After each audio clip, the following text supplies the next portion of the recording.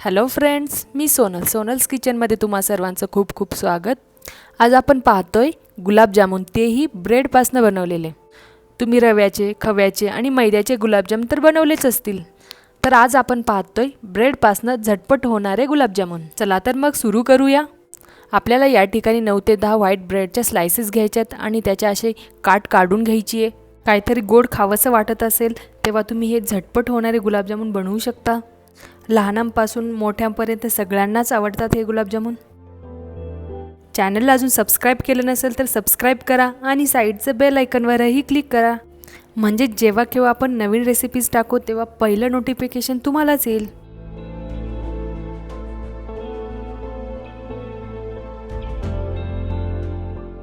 साधारणतः 9-10 ब्रेड स्लाइसच्या आपण कडा या ठिकाणी काढून घेतलेल्या आहेत, तुम्ही बघू शकता. आता या स्लाइसेस आपण एका मिक्सरच्या भांड्यामध्ये असे तोडून टाकायचे आहेत आणि याला मिक्सरमधनं बारीक करून घ्यायचं आहे. मिक्सरमध्ये आपल्याला याची जेवढी बारीक पावडर करता येईल तेवढी बारीक करून घ्यायची आहे. 2 ते 3 बॅचेसमध्ये आपल्याला हे स्लाइसेस चांगल्या अशा बारीक करून घ्यायच्या आहेत.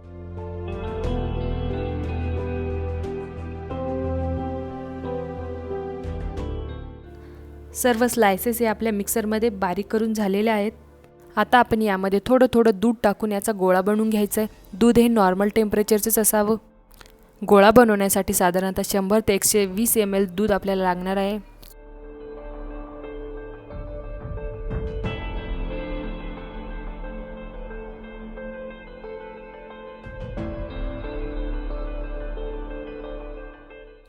आपला गोळा हा मळताना थोडासा चिकट बनतो, त्यामुळे आपण यावरती 1 चमचा तेल टाकून पुन्हा मळून घ्यायचा आहे. आपला गोळा हा छान असा मळून होत आलेला आहे. आपला गोळा मळून झाल्यानंतर त्याला थोडा वेळ असं साईडला ठेवून द्यायचे.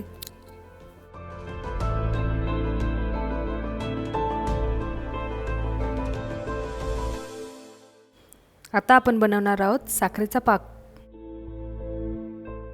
त्यासाठी आपण 1 वाटी साखर घेतली आहे आणि 1 वाटी साखरेला अर्धी वाटी पाणी टाकून आपल्याला हा पाक बनवायचा आहे.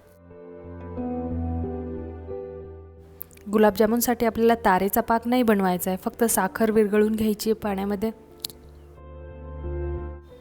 गॅस आपला मीडियम टू लो फ्लेमवरती असावा. साधारणतः 5 ते 6 मिनिट लागतात आपल्याला हा पाक बनवण्यासाठी.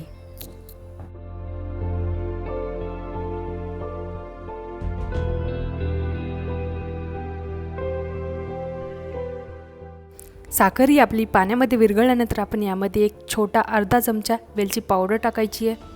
तुमच्याकडे केशर असेल तर केशरही टाकू शकता. आता गॅस बंद करून पाक हा असाच आपल्याला साईडला ठेवून द्यायचा आहे.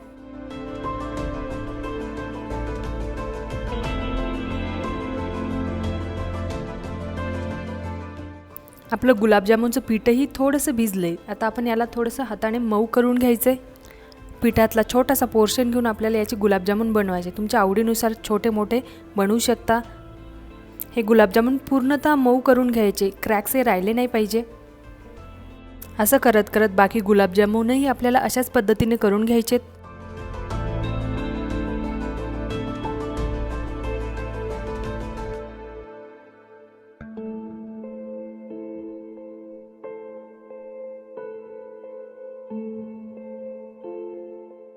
आपले गुलाबजामुनचे गोळे हे बनून तयार आहेत. तर गुलाबजामुन तळण्यासाठी आपण एका कढाईमध्ये तूप टाकायचं. तुपाऐवजी तुम्ही तेलही वापरू शकता. कढाईमधलं तूप हे थोडंसं गरम झाल्यानंतर आपण त्यामध्ये हे गुलाबजामुन सोडणार आहोत तळण्यासाठी. जेवढे बसतील तेवढे गुलाबजामुन आपल्याला कढाईमध्ये सोडायचे.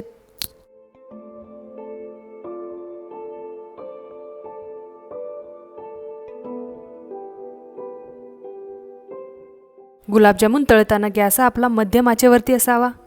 एका साईडने थोडेसे लालसर रंगाचे भाजल्यानंतर त्याला पलटी करत राहायचे.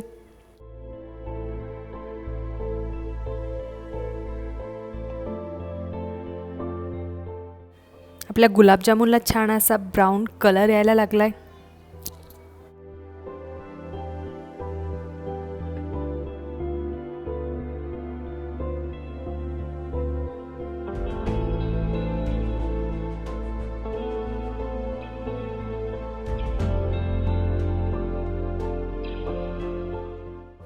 तुमच्या आवडीनुसार थोडेसे कमी जास्त तुम्ही हे लालसर रंगाचे होईपर्यंत तळू शकता.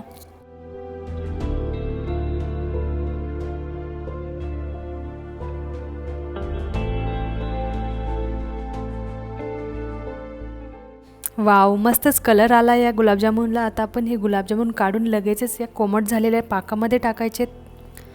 पाकामध्ये हे गुलाबजामुन चांगले असे बुडवून घ्यायचेत आणि असेच थोडा वेळ भिजत ठेवायचेत.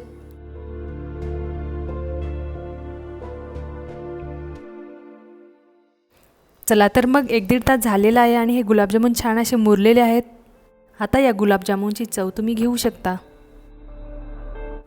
तर ही होती आजची आपली रेसिपी. नक्की ट्राय करा आणि तुमचा अनुभव मला कमेंटद्वारे सांगा. चॅनलला अजून सबस्क्राईब केलं नसेल तर सबस्क्राईब करा. फॅमिली आणि फ्रेंड्ससोबतही शेअर करा. चला तर मग परत भेटूया अशाच एका नवीन झटपटीत चटपटीत चमचमीत रेसिपीसोबत. थँक्यू.